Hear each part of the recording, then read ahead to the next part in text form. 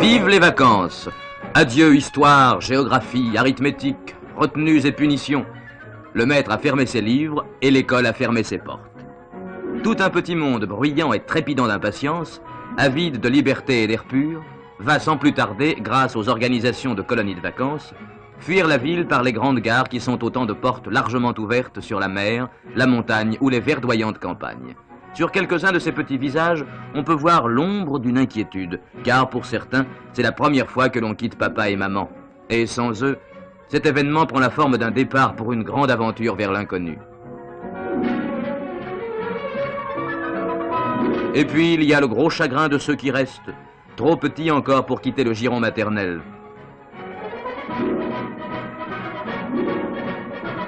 Pour les enfants qui ne peuvent partir en vacances ou attendent le départ de leurs parents, des promenades en groupe utilisant le chemin de fer sont organisées.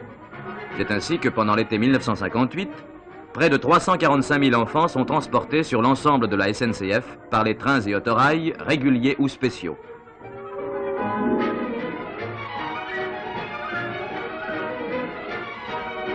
Mais revenons au grand départ lointain. Nous sommes à la gare Montparnasse à Paris. C'est ici, en pareil cas, un spectacle commun à toutes les grandes gares parisiennes et de la métropole.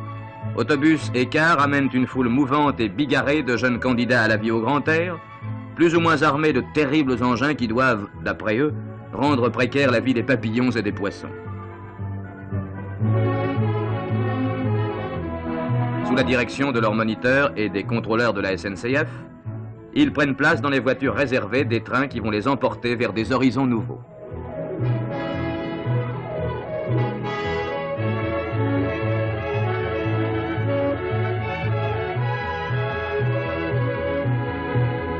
Parfaitement orchestrés, ces voyages sont échelonnés selon les demandes sur toute la période des vacances scolaires, et cela dans toutes les directions.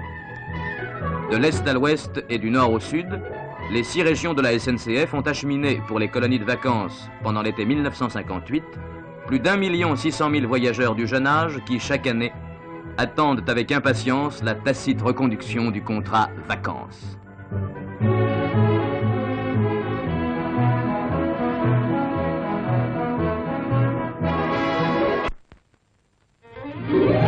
On ferme! On ferme! Ce n'est pas ici le cri traditionnel du gardien de musée à l'heure de la fermeture, mais le terme d'une année pour tous les citadins qui, depuis 11 mois, attendent dans le travail le jour béni du départ en vacances.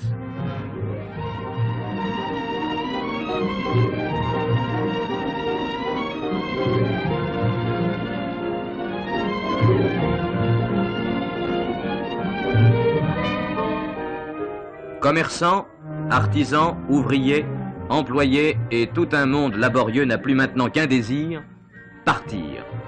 À quelques tours de roue parfois ou très loin, mais partir. Fuir la ville bruyante, oublier pour un moment les soucis de la vie, s'évader du trop familier décor quotidien et se sentir enfin libre et détendu devant la nature.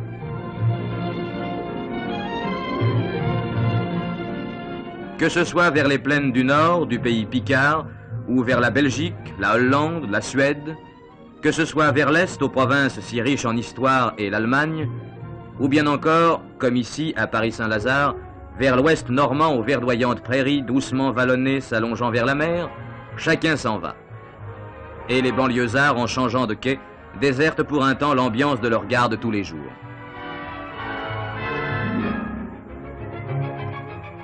Mais il y a aussi l'extraordinaire va-et-vient des grands touristes, français ou étrangers, amateurs de grands voyages, avides de connaissances culturelles ou artistiques.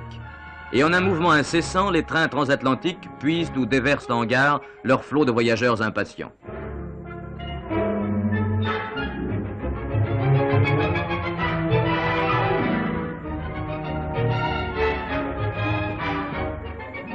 Ici, c'est la gare de Paris-Lyon, point de départ vers les Alpes et le midi de la France.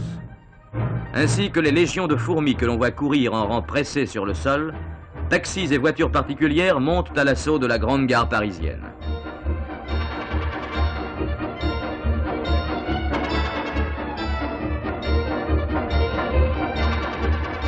Sans rancune, le métro laisse partir ses fidèles habitués, sachant bien qu'il les retrouvera bientôt.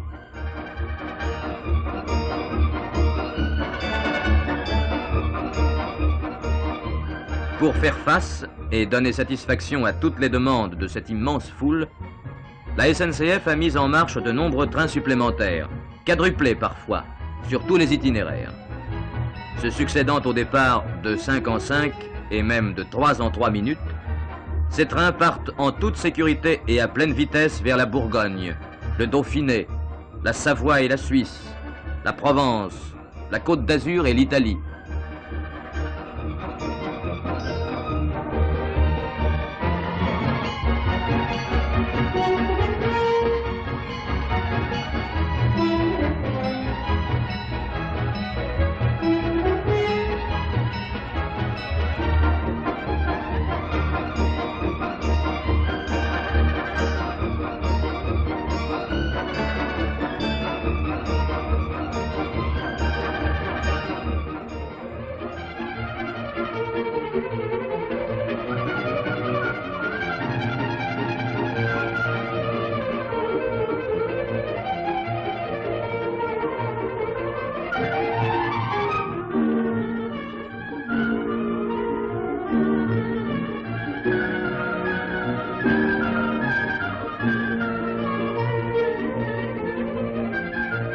L'Auvergne, le Pays Basque, le Roussillon, le Poitou, la Saintonge, Lourdes, les Pyrénées et l'Espagne, c'est l'affaire de Paris-Austerlitz, qui n'a rien à envier à l'activité fébrile des autres gares.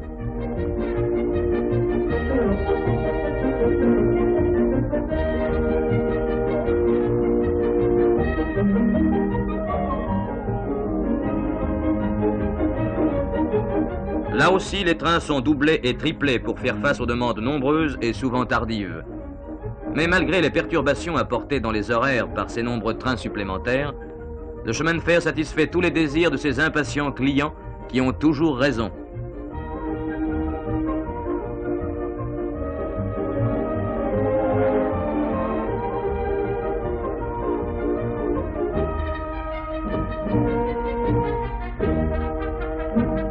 Ouvrant largement son éventail de voies ferrées de Nantes à Brest et à Granville, en passant par la côte d'Émeraude, la gare de Paris-Montparnasse voit affluer sur ses quais tout un monde d'amateurs de pêche à la crevette et de baignade.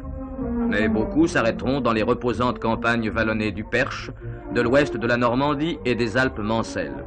Enfin, la Bretagne, aux solides traditions ancestrales, accueillera tous ceux qui savent apprécier les vieilles pierres et la vie rustique du pays d'Armor. Quelques chiffres donneront une idée de ce que représentent ces exodes saisonniers de voyageurs. Pendant la semaine des grands départs d'été, du 25 juillet au 5 août 1958, les grandes gares parisiennes ont assuré le départ de 1 700 000 voyageurs, soit 142 000 voyageurs par jour en moyenne. Dans la seule journée du dimanche 3 août, les gares de Paris ont vu partir 220 000 voyageurs, soit la population tout entière d'une ville comme Nantes.